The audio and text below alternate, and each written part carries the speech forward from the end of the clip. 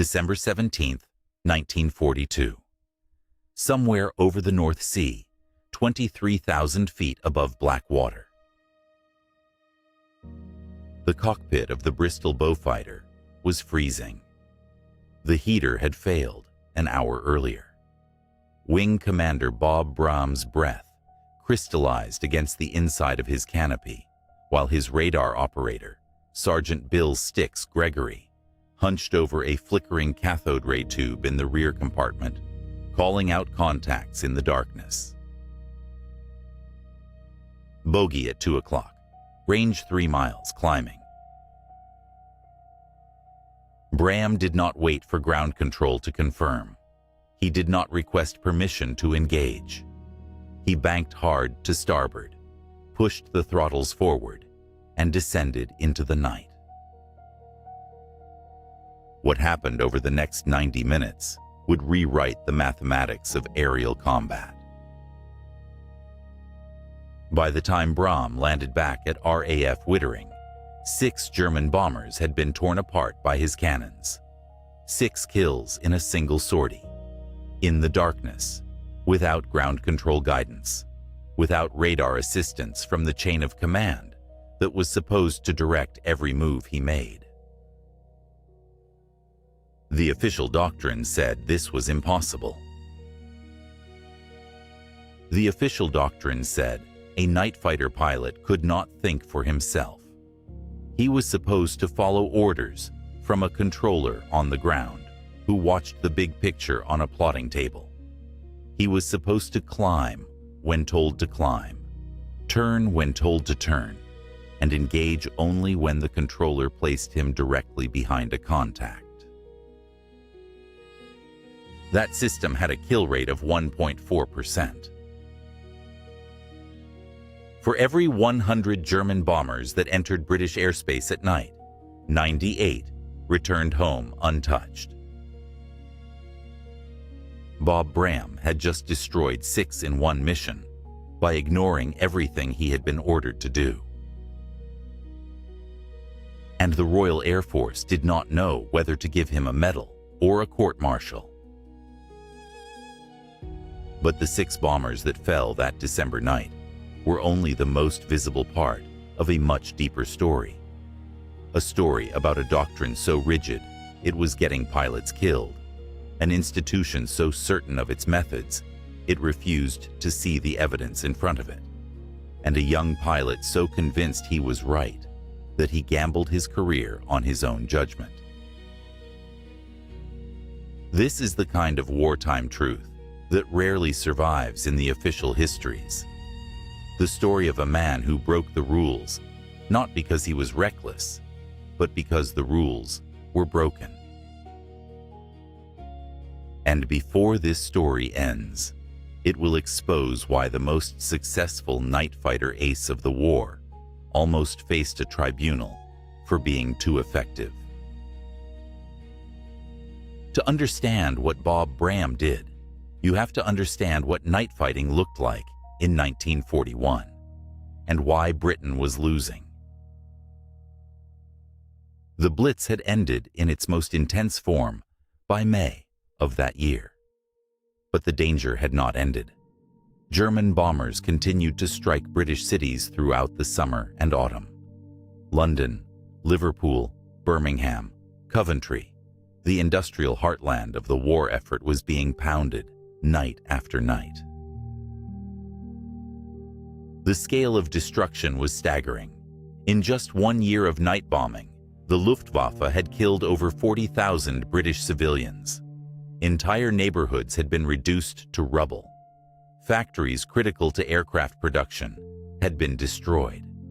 Ports essential for supply convoys had been damaged so severely that repair crews worked around the clock just to keep them operational. And the RAF was almost powerless to stop it. The British public believed the night fighters were protecting them.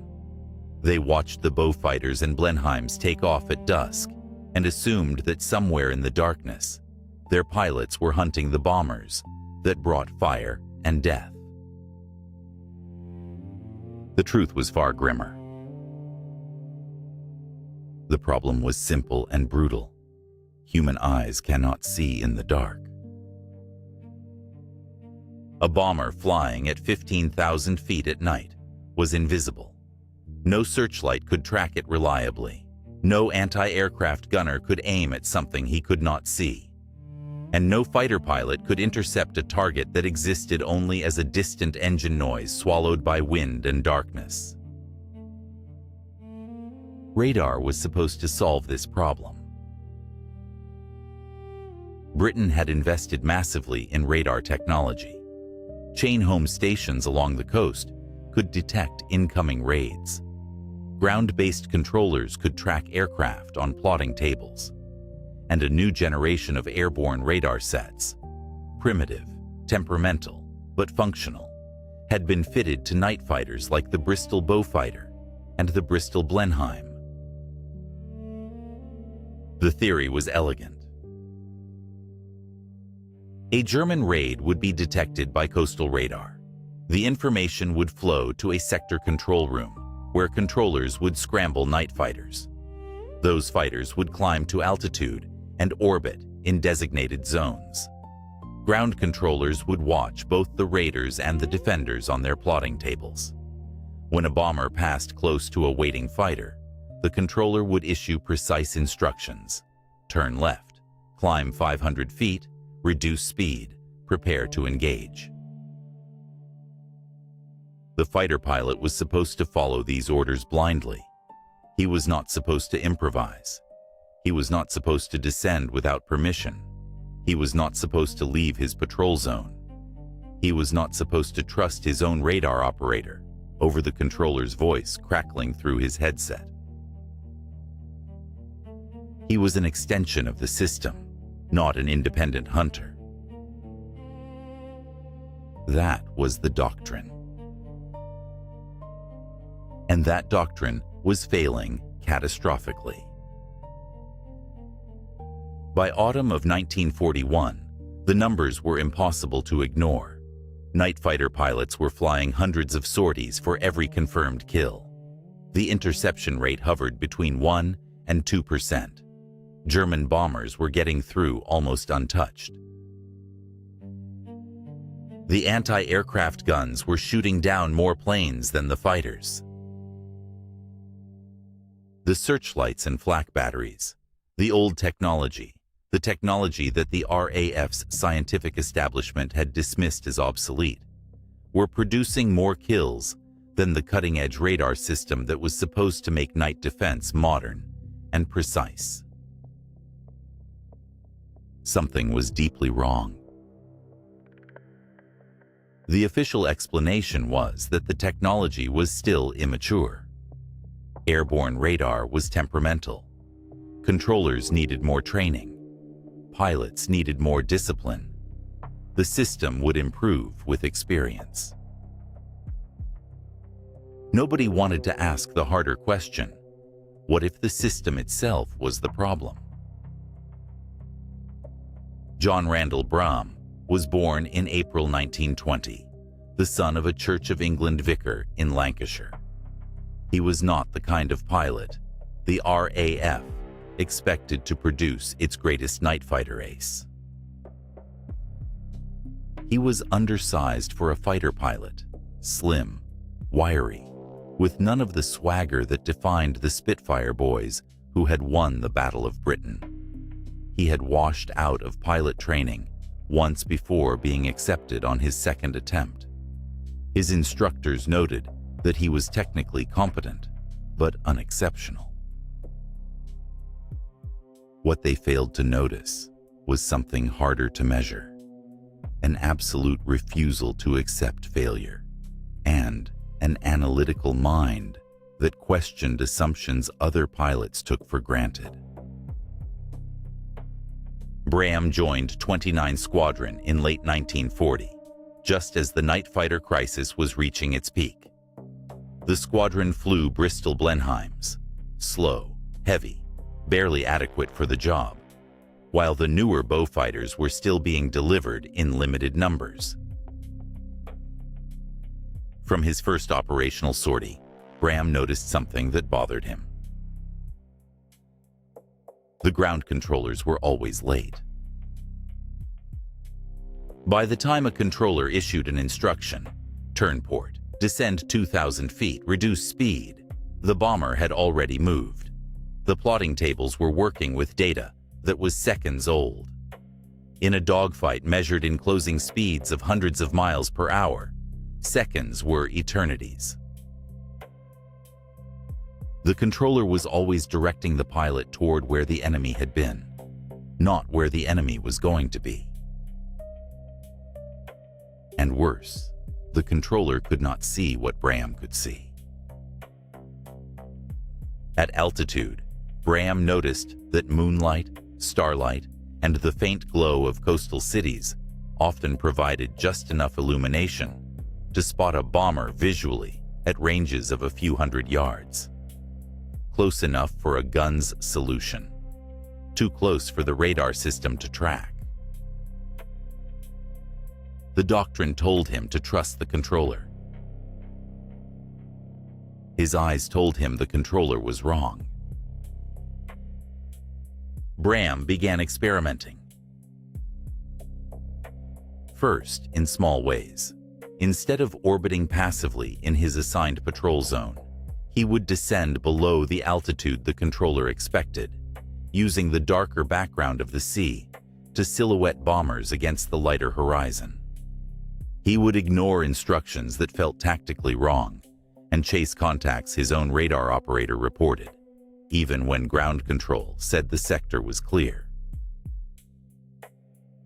He started working directly with his radar operator, rather than treating the man in the back seat as an irrelevant passenger.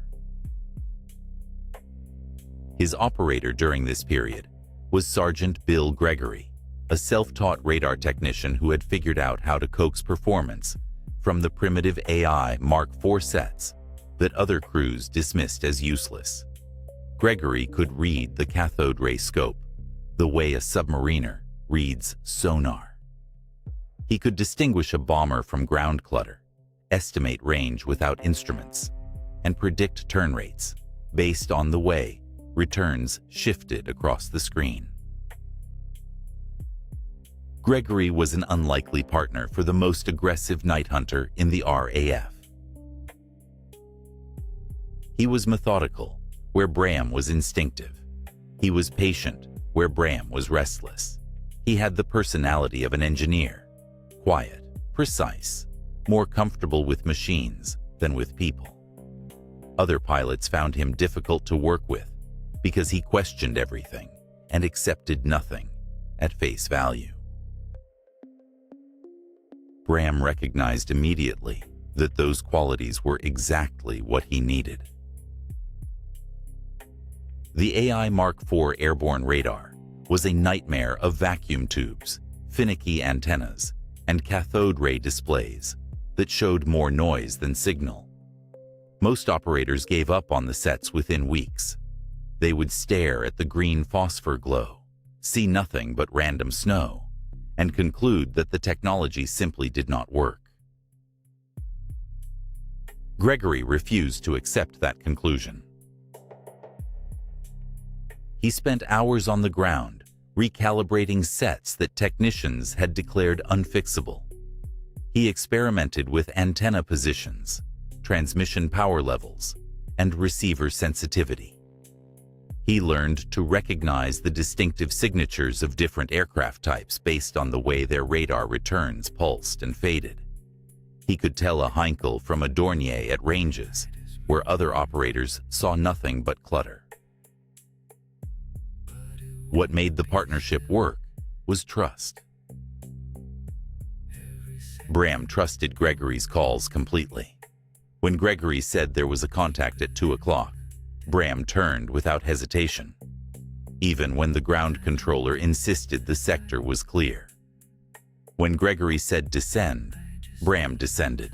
When Gregory said the bomber was maneuvering right, Braham anticipated the turn and intercepted. That level of trust was unheard of in night fighter operations. Pilots were trained to rely on ground controllers, not the man in the back seat. The entire system was designed to minimize the role of individual judgment. But Braham had figured out something the doctrine missed. The man with the sensor was more valuable than the man with the plotting table. Gregory was looking at the enemy in real time. The ground controller was looking at a synthesis of reports that was already seconds old. Together, they developed techniques that no training manual had anticipated.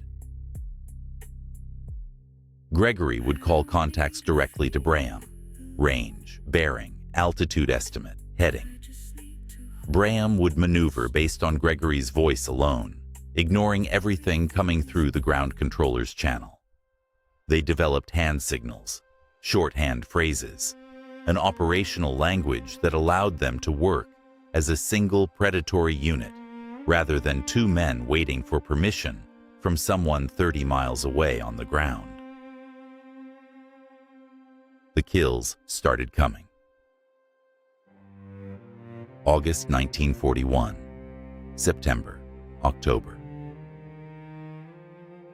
While other crews sat in their patrol zones and listened to controllers who could not see the bombers passing beneath them, Braham and Gregory were hunting. They descended below assigned altitudes. They left patrol zones without authorization. They engaged contacts the ground stations never reported. They broke every written and unwritten rule of controlled interception. And they were shooting down Germans. The problem was that success made the failure of everyone else impossible to hide. Braham's kill rate was an embarrassment to Fighter Command. His methods were a direct challenge to the doctrine that the RAF's scientific establishment had spent years developing. If one pilot could achieve results by ignoring ground control, what did that say about the entire system? The institution had a choice: admit the doctrine was flawed, or discipline the pilot who was proving it. The pressure came from above. Braham was called into his commanding officer's office multiple times during the winter of 1941.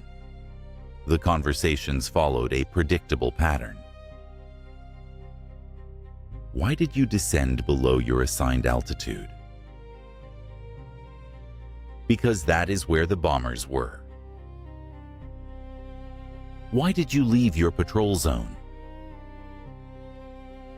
Because the contact was moving and I had to pursue. Why did you engage without controller authorization? Because I could see the bomber and the controller could not. The answers were reasonable. The insubordination was obvious. Braham was told to follow orders. He was told that individual judgment had no place in a scientific system. He was told that his success was irrelevant if his methods undermined discipline. He ignored them. The official written guidance for night fighter operations in 1941 stated that pilots should maintain assigned altitude, remain within patrol sectors, and engage only on controller instruction. The guidance emphasized that ground controllers had access to the complete tactical picture and that pilots operating independently would cause confusion. Braham understood the logic. He simply believed the logic was wrong. The guidance was written by men who had never sat in a freezing cockpit at 20,000 feet, watching their radar operator pick up a contact that the controller refused to believe existed. The guidance was designed for a system that worked in theory but failed in practice. The guidance valued order over results. He kept hunting. By December 1941, Braham had 6 confirmed night kills, a number that made him one of the most successful night fighter pilots in the RAF. He had developed an operational method that would later be recognized as the foundation of modern night combat doctrine. Pilot-directed intercepts using onboard sensors, with the radar operator serving as the primary tactical brain and the ground controller reduced to an advisory role. But in 1941, that method was heresy. The confrontation came in early 1942. Braham was summoned before a formal inquiry. The charge was insubordination, specifically repeated violation of operational procedures, failure to follow controller instructions, and unauthorized deviation from assigned patrol patterns. The irony was devastating. The RAF was preparing to court-martial its most successful night fighter pilot for the crime of being effective.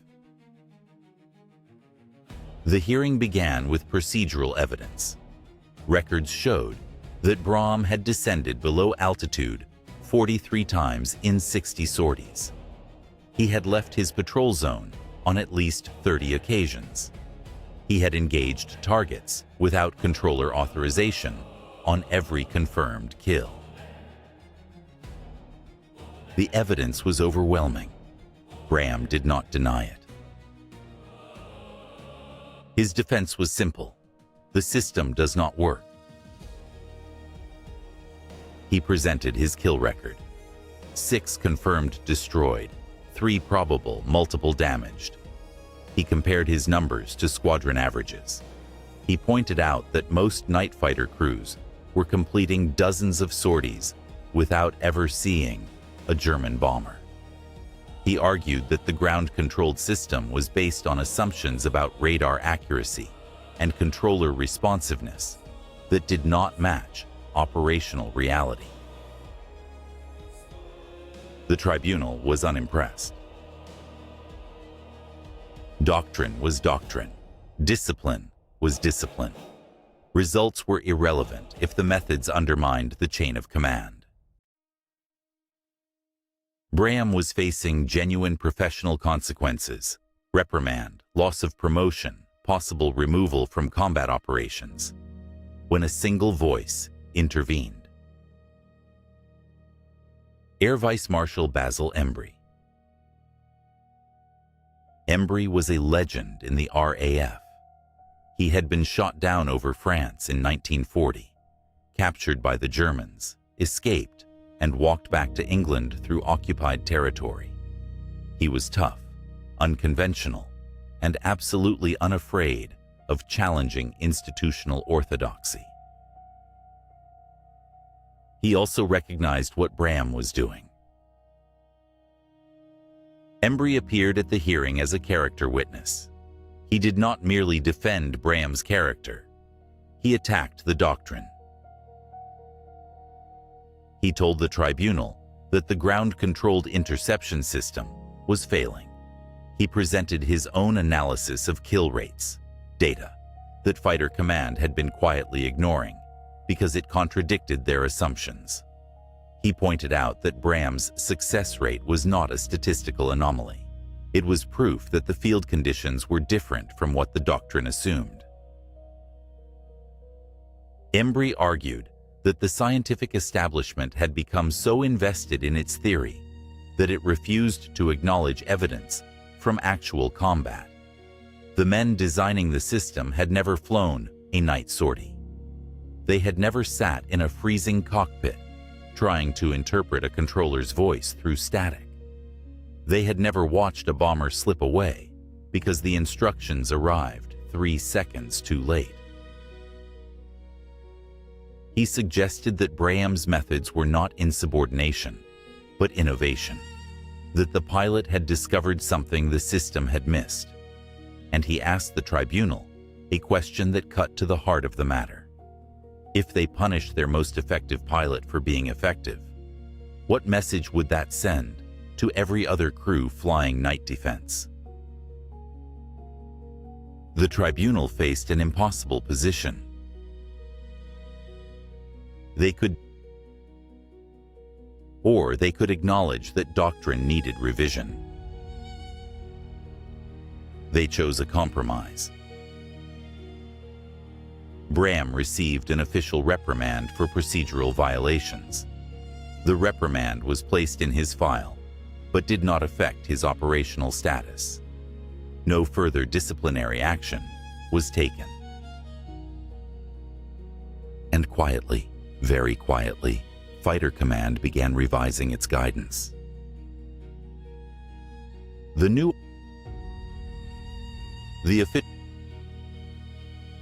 But the pilots knew.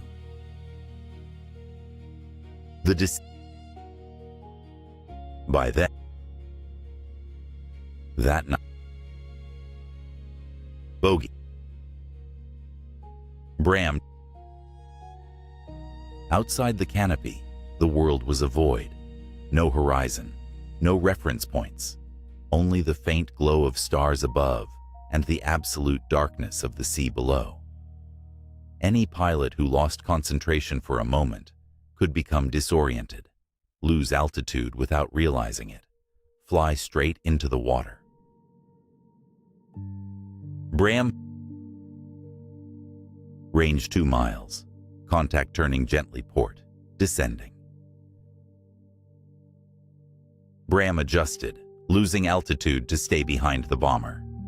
The Beaufighter's twin engines droned steadily. The cold seeped through his flight suit despite the heavy clothing.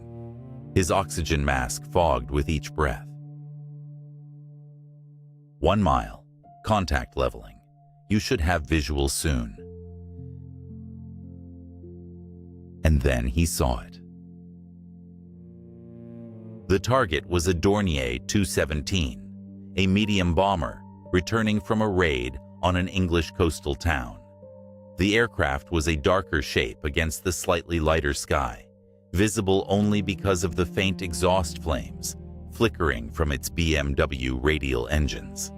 Without those flames, Braham might have flown past without ever seeing it. He closed to 200 yards and centered the bomber in his gun sight. The Beaufighter carried 4 20mm Hispano cannons in the nose, weapons designed to tear aircraft apart at close range. At 200 yards, the effect was devastating. The first burst struck the Dornier's port engine. The second walked across the fuselage, punching holes through aluminum skin and structural members. Fire bloomed in the wing root. The bomber lurched, rolled, and fell away, burning. Braham heard no scream, no explosion, just the brief flicker of flames spiraling downward, and then nothing but darkness again.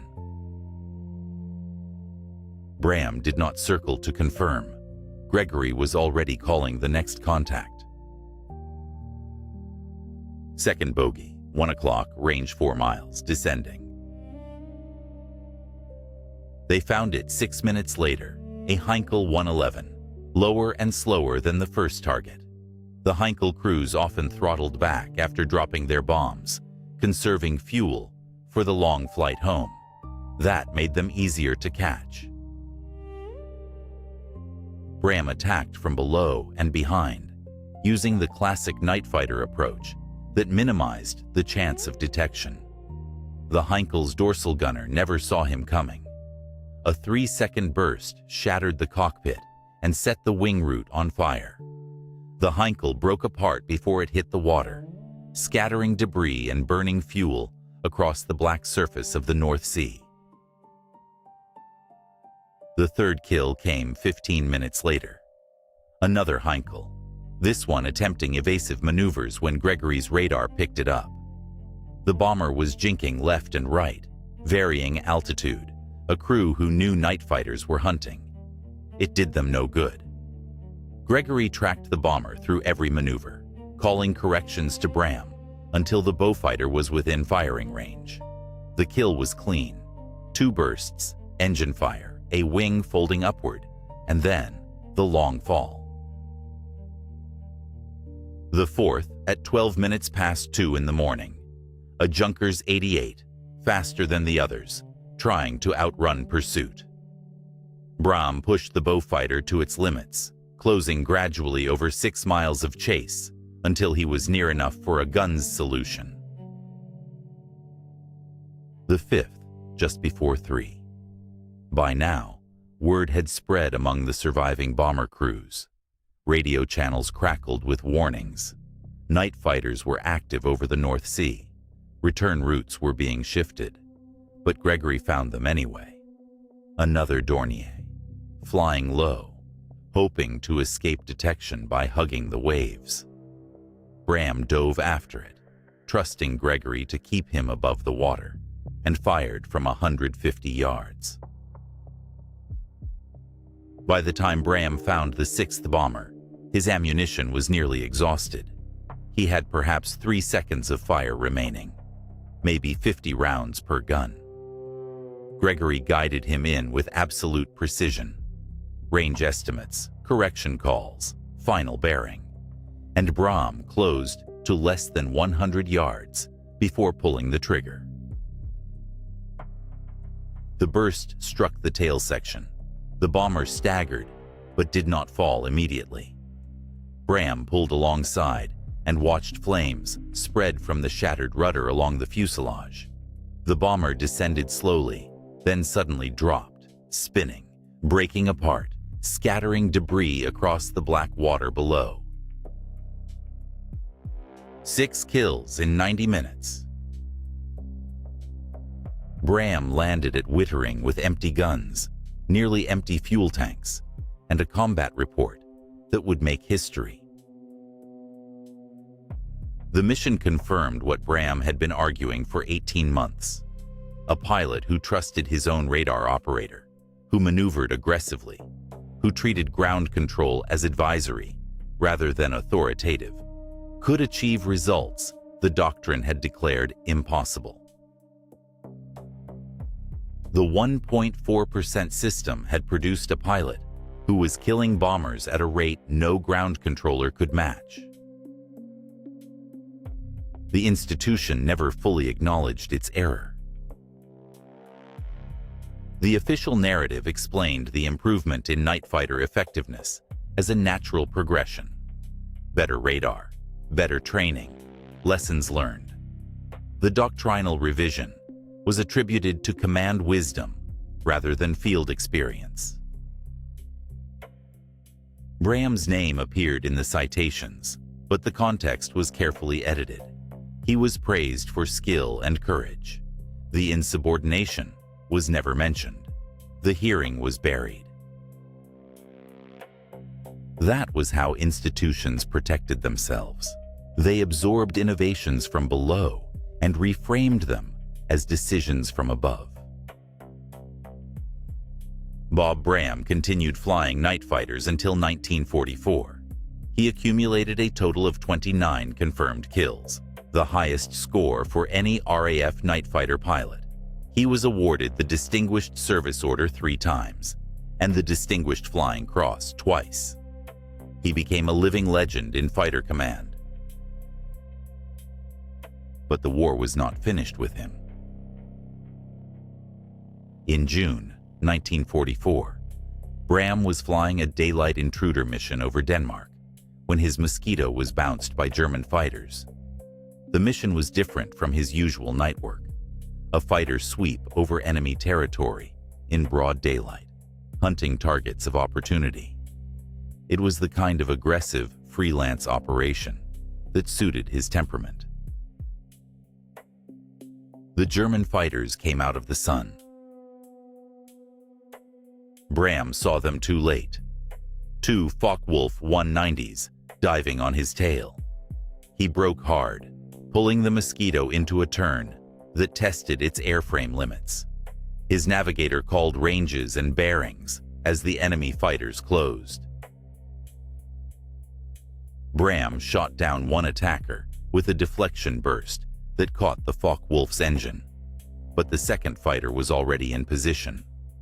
Cannon shells tore through the Mosquito's wing and fuselage, severing control cables and starting fires in the engine nacelle. The aircraft became uncontrollable. Smoke filled the cockpit. Flames began spreading toward the fuel tanks. Braham gave the order to bail out.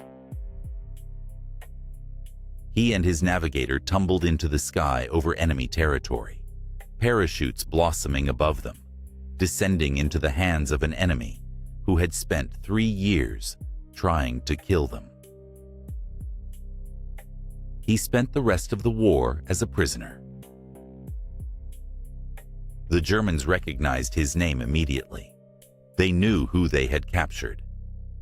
Bob Braham, the night ghost, the pilot who had killed more German bombers than entire squadrons, was now behind wire, waiting out the final months of a war he had done so much to win. The interrogators were professional but direct. They already knew most of his operational history.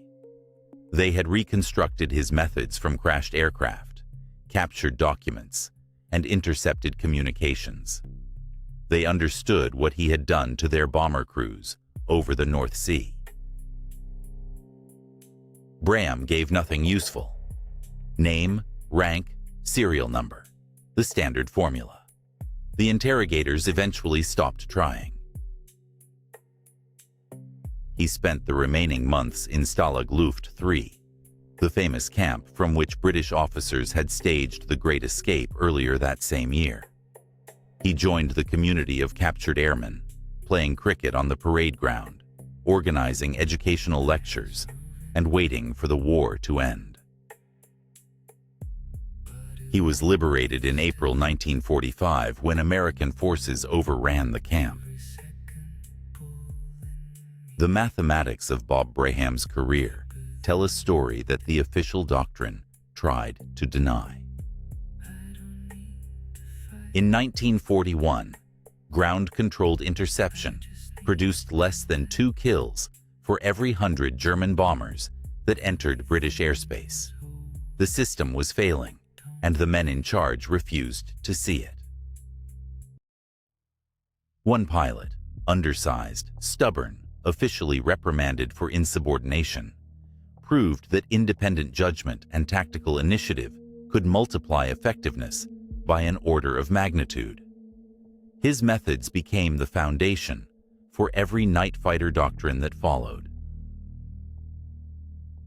The modern concept of pilot-directed intercept, the recognition that onboard sensors and crew coordination matter more than remote control, the principle that the man in the cockpit must have authority to act, all of it traces back to a freezing night over the North Sea when a young wing commander decided to trust his own radar operator instead of the voice in his headset. He did not set out to change doctrine. He set out to kill bombers. The doctrine changed because he was right. Today, the principle Braham discovered is so fundamental, it seems obvious. Of course, the pilot should have tactical authority. Of course, onboard sensors should drive engagement decisions. Of course, centralized control cannot match the responsiveness of a trained crew in the moment of contact. But in 1941, that was heresy. The institution had built a system based on scientific principles and rational design. The system looked elegant on paper. The system followed logic. The system was wrong. And the only way to prove it was wrong was to break it. Bob Braham was not the only pilot who could have made this discovery. He was simply the one who refused to accept failure, questioned assumptions, trusted his crew, and was willing to face a court-martial rather than watch Germans fly home unmolested.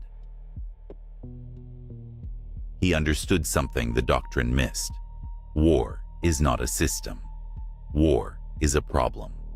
And problems are solved by people who can adapt faster than their enemies. and faster than their own institutions. The Beaufighter Braham flew that December night was scrapped after the war. No museum preserved it. No memorial marks the coordinates where 6 bombers fell from a sky too dark to see. But the legacy of what happened in those skies outlasted the machines and the men. What survives is less tangible, but more important. The principle that the man closest to the problem usually knows best how to solve it, and that institutions which punish initiative will eventually lose to those which reward it. The night fighter war contains a lesson that extends beyond aviation, beyond military doctrine, beyond the specific technology of radar and cannons and airborne interception. It is a lesson about the tension between systems and judgment. Large organizations love systems. Systems are predictable. Systems can be planned, measured, improved. Systems reduce the importance of individual excellence by distributing competence across roles and procedures. But systems fail at the edges. They fail when conditions change faster than doctrine can adapt. They fail when the map stops matching the territory.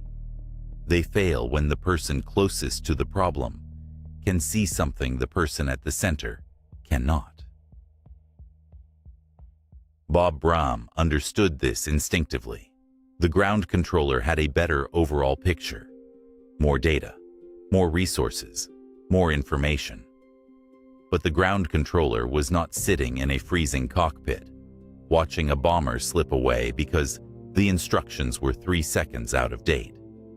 The ground controller could not feel the vibration of the engines, could not see the brief flicker of exhaust flame against a dark horizon, could not make the split-second turn that mattered. The system was designed to eliminate individual judgment. Braham proved that individual judgment was exactly what the system lacked. That lesson did not die when the war ended. It reappears in every conflict, in every organization, in every situation where centralized control confronts distributed expertise. Bob Braham spent the rest of his life in aviation. He served in the post-war RAF, later moved to Canada, and died in 1974 at the age of 54. His autobiography, published shortly before his death, described the night fighter war with characteristic bluntness, including the hearing that nearly ended his career. He never apologized for breaking the rules. He never needed to. The rubble of burned German bombers was apology enough. In the mathematics of war, results are the only proof that matters. And in the darkness over Britain, when the system was failing and the bombers were getting through, one pilot calculated that thinking for himself was worth the risk of losing everything. He was right. The Luftwaffe learned it the hard way. The RAF learned it too slowly. And Bob Braham proved it the only way that mattered. Alone in the night, with empty guns and burning wreckage falling toward water, no one would ever search. That kind of story does not appear in doctrine manuals or training films. It gets buried under bureaucratic revisions and official narratives. But it remains true. Sometimes the most valuable skill in war is knowing when to ignore every order you have been given. Bob Braham knew. He hunted without rules. And the night belonged to him. If these forgotten stories of war stay with you, the ones where individual judgment outweighed institutional blindness,